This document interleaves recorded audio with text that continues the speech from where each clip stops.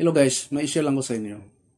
Ang isang kulto ay isang samahan o grupo nga naa sila'y paniwala na wala sa Biblia.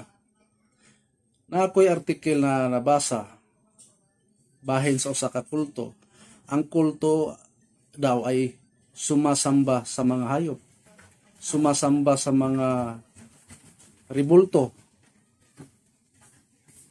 at sumasamba sa mga imahin gaya ng mga Diyos-Diyosan nga ginihimo sa atong mga kapatid ng ibang pananampalataya.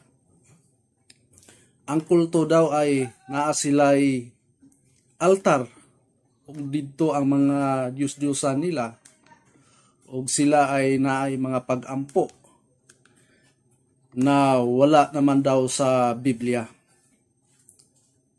Kay ang Biblia nag-ingon sa Exodo 20, ayaw mo paghimo og larawan nga naa sa langit o naa sa ilalom ng tubig o sa ibabaw ng yuta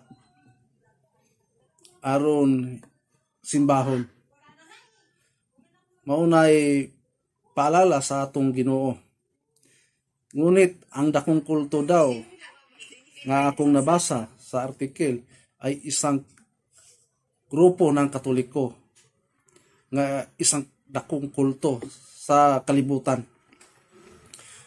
Ayon sa artikel, ang kulto ay naa sila'y kaparian, nagabisti, ug puti, ug sila nagaampo sa altar, nga ilang pagampo ay wala naman sa Biblia.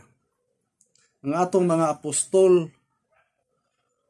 apostoles sa bagong tipan ay wala ta nakabasa nga sila ay nagagamit ng mga ribulto o mga altar dito nagadagkot og kandila aron magampo. Wala tay mabasa, pero ang kulto daw naa sila altar, nagdagkot og kandila ug dito ilang mga Diyos-Diyosan ug sila nagaampo. So ang target sa artikel nga akong nabasa, ang dakong kulto mao ang Katoliko Romano.